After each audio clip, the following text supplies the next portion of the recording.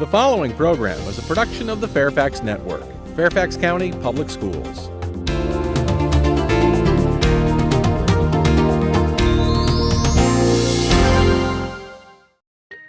For me still, when a student comes in who is nonverbal, doesn't have any language other than maybe pulling you to what they want or screaming and crying, which are ways of communicating but not functionally, it's a daunting task.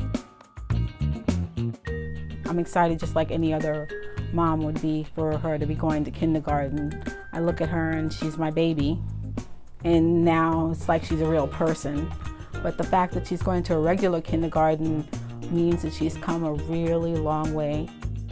I think if you look at early intervention, I mean, the whole purpose of it is to, kind of get things taken care of early.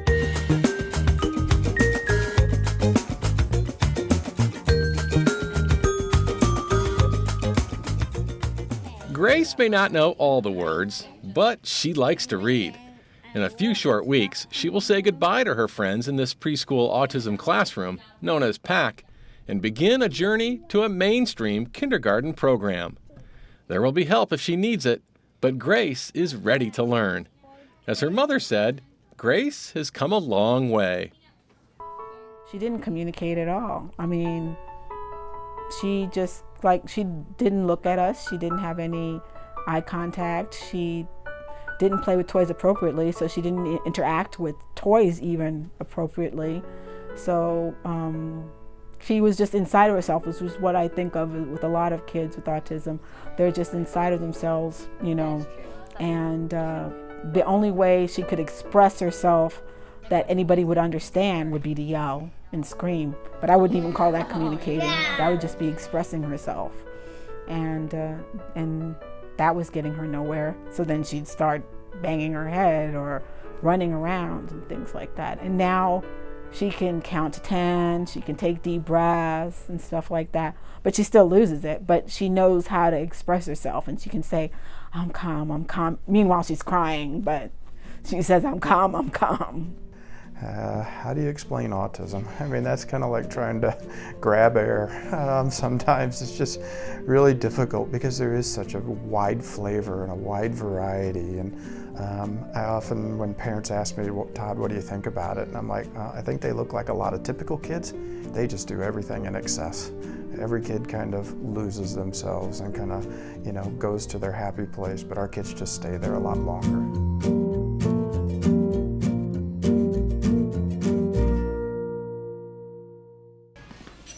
In the past, few public school systems recognized the value of early, systematic instruction for toddlers who interact, behave, and learn differently than most of their peers. Grace, and a lot of kids like her, wouldn't have made such progress. Today, PAC, an evidence-based preschool autism program, believes early intervention impacts a child's learning and behavior far into the future. That's why the instruction is intensive and systematic.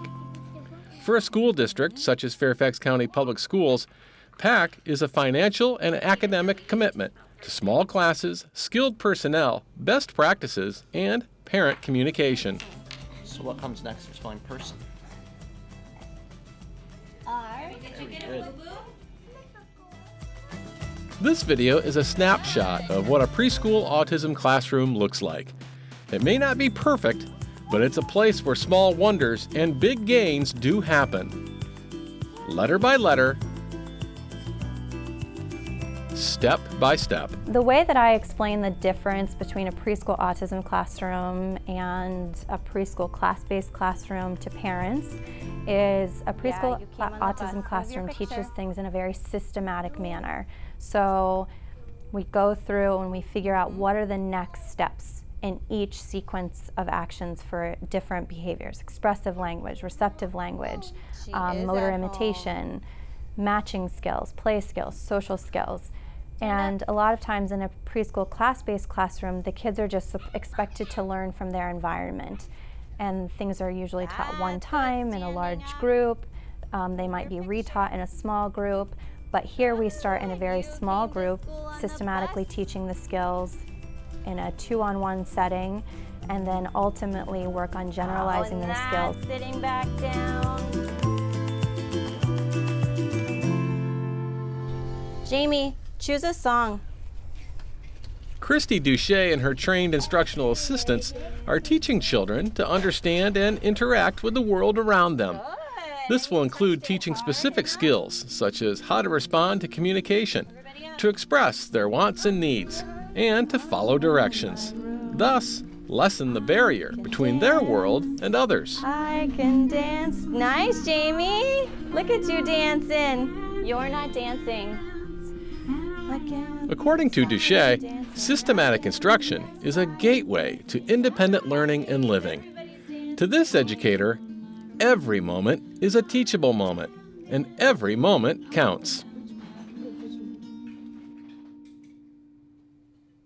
One strategy Duché utilizes is the discrete trial teaching. What is this? No, you didn't tell me. What is this? Yeah, bus. It is a school bus. Discrete trial teaching happens it happens when we're walking in the hallway, it happens when we're at circle time, it happens when we're washing hands, it happens when we go to the bathroom, it happens throughout the day. So at art table, we're often working on requesting different materials, copying what we're doing, following receptive instructions. So if I say, what do you need? I've opened a trial. That's my A. They have to look around the table, see what materials they need. I need yellow paper, I need glue, and then the C would be me giving them the glue.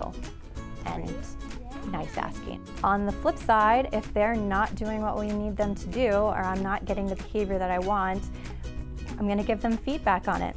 It could be a simple shake of my head no. It might be, you are not paying attention. Try again. It really depends on what their behavior looks like as to what the feedback is going to look like. My turn.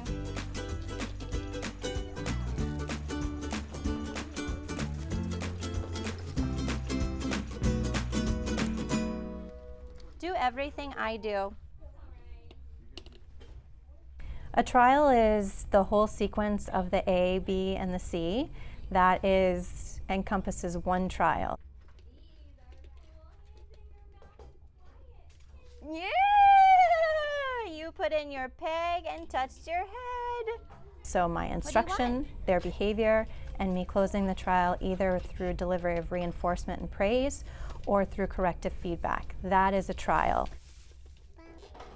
Yeah, good talking. If it's spot on, perfect, wonderful, I'm going to come in with their favorite reinforcer so that they know that's exactly what I wanted to see. I'm going to pair it with my words and my language so they start pairing me with the reinforcer, because the end goal is that I am the reinforcer, that they don't need a bunch of tangible items for reinforcement.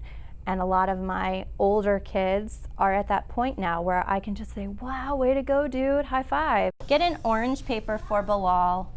There we go. Look at that. There you go.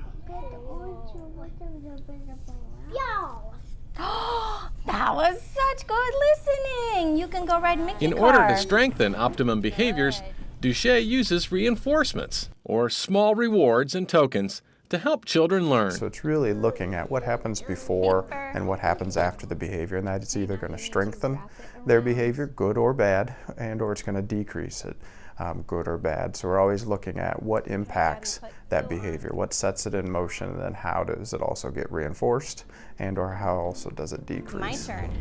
Kids in this classroom are on different schedules of reinforcement. When we're teaching a new hard skill, they're probably going to get reinforced after every single time we're doing it, that they're getting it right. And then we're going to back it off. They might get it every couple of times, or they might get it every 3 to 4 times, and then I might take it back down to 2 if they're having a little bit of trouble. So it's a fluid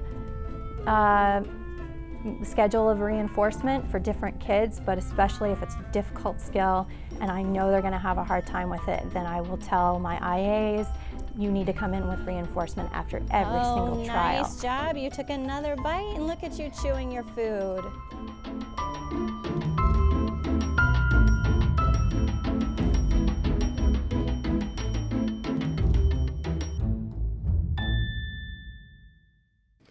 There's always a goal driving the teaching staff. These goals, created with parents, may target unique behaviors, such as the ability to stay calm, wait patiently, and application of appropriate language. A low teacher-to-student ratio is key to mastering these goals and skill sets. Yeah, there are your eyes. Center time is really for that systematic teaching opportunity. And so we really break down the skills, and that's where we teach them systematically. Oh, and I like that you put your hands down. Take turns being in the play area. We rotate through centers on a weekly basis. So one week I'll be in expressive language. Yeah, you picked too many. One of my IAs will be in receptive language, one of my IAs will be in nonverbal imitation, and the next week we'll rotate so that every third week we're getting through all of the center rotations. Okay, good choice. Because the goal in kindergarten and above is that the teacher might tell you to go get your backpack and put your homework in it and then get your lunchbox and line up. And so you have to hear all of these long instructions. So we start with very small one-step instructions. Roll the train.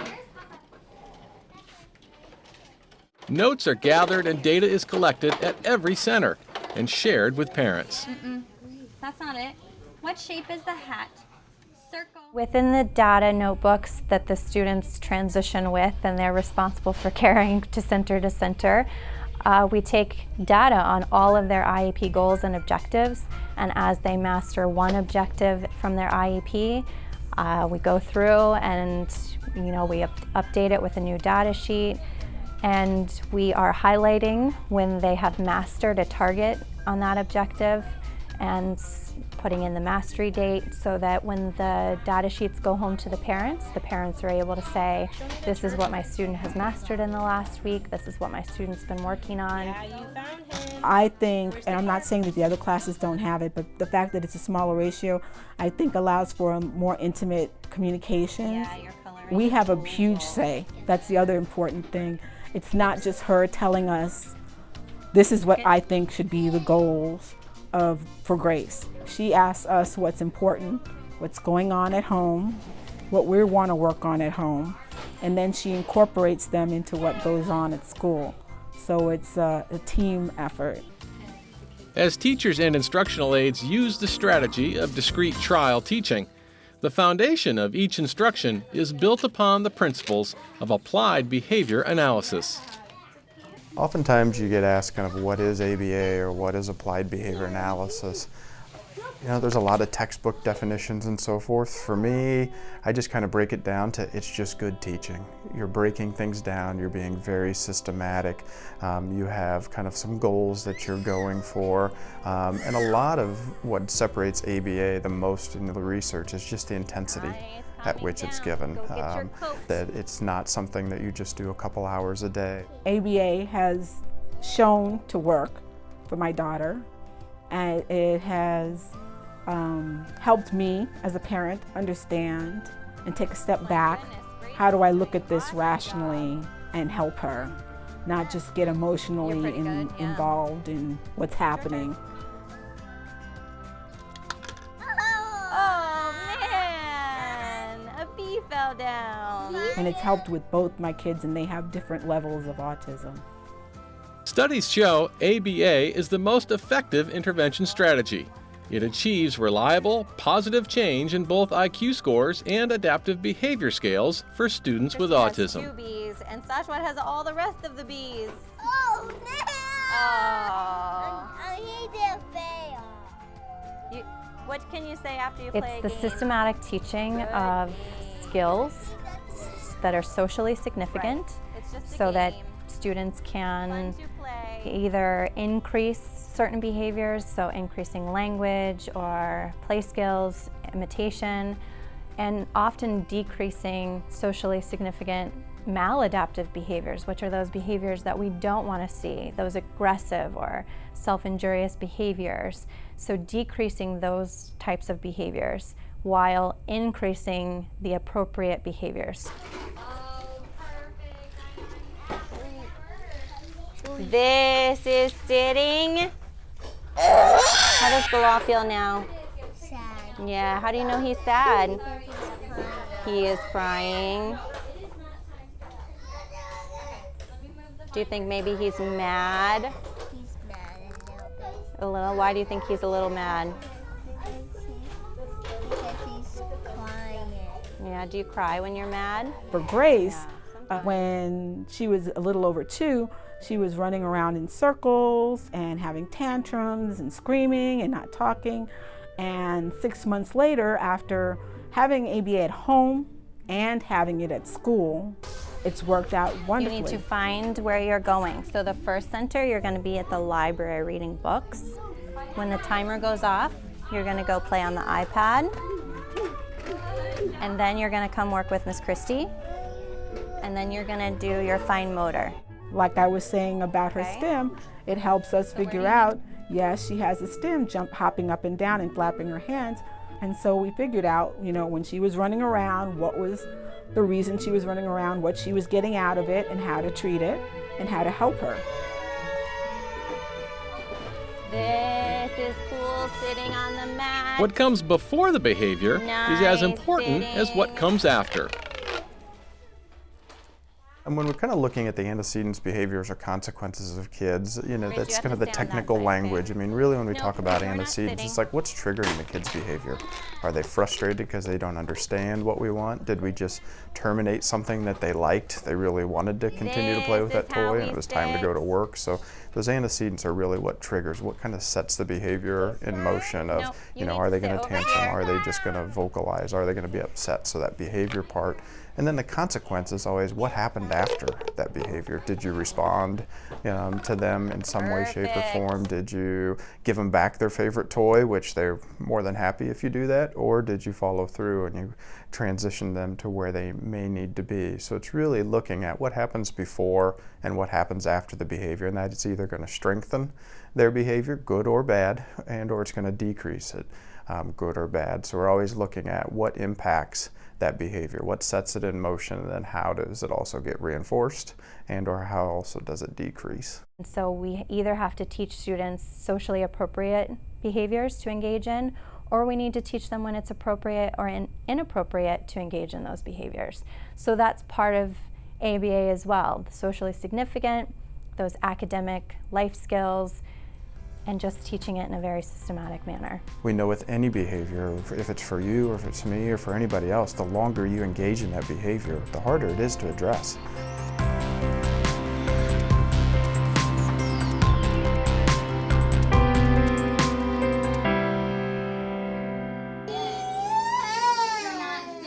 When Grace first enrolled in Christy Duche's all-day preschool autism class, there was a lot of crying and no functional communication. So my initial goals for Grace when she started at 2 were to get some of that language under stimulus control, since she was initially just repeating and using echoics to communicate. Moaning. Yeah, what about now? Happy. And by Yeah, stimulus I'm control, I mean her talking when we want her to talk and not her just repeating what we're saying, because that's not Happy? How do you functional know he's language. happy? And she didn't possess a lot of play skills when she He has first a started. doll. Like her classmates, there were always high expectations and attainable goals for Grace. Good morning, Miss Ward. There you go. We went to music class for the first time in a different classroom, in a different place where we had never been before. And they sat down and they listened to what this music teacher was saying. And I sat there with tears in my eyes and thought, this is what it's all about. They are generalizing the skills that I'm teaching them to a new environment, to a new teacher, with new skills. And it literally filled my heart. And I was like, this is it. This is it for me. And you know, it's a hard job, but I see the rewards. I see the small rewards. I see kids developing language. I see kids developing play skills. I see them learning to feed themselves, which seems like such a nominal task, but for some kids that's a big deal. Learning to potty train, and that's not a glamorous task, but it's something we work on here. And you see the fruits of your labor, and it, you know, some of these kids I've been with for 3 years, and to see where they started to where they are now, I couldn't be prouder of them.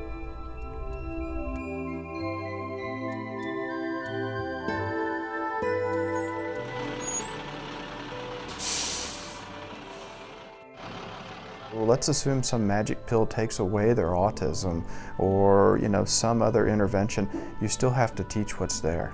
And so if you have a 5-year-old who's still developmentally a 2-year-old, we still have 3 years of gap to close, or to try and close. We still have to give them the language. We still have to give them good adaptive behavior.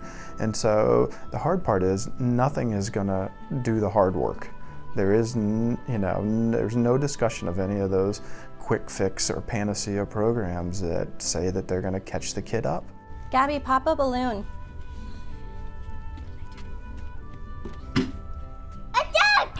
You found a duck. What does a duck say? Quack, quack, quack. And on that farm he had a duck! E-I-E-I. She was a mess, and she still is a mess, but she is a lot better.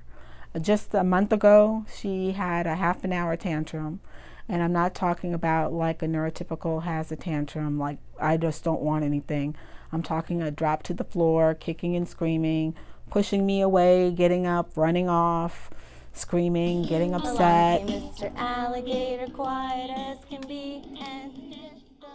But I would have to say that this program's been the #1 thing that's made my daughter who she is today, compared to the child that was locked inside of herself. The children who enrolled in Fairfax County's first preschool autism class are now in secondary school. Here are the trends. Students many times need fewer special education services. Students are better communicators. Students have fewer behavior issues.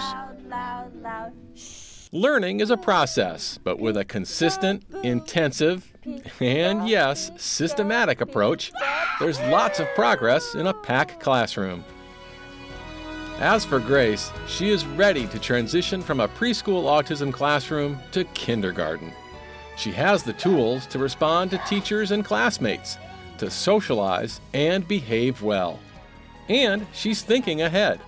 Grace told her teacher, Miss Christie, that she might become an artist when she grows up. My goal for her is for her to have the best life possible. So, I'm not taking it very seriously that it's necessarily an artist, but the fact that she can think that far into the future, and that she's come out of herself where she was when she was 2.5, and it is just a beautiful thing to me.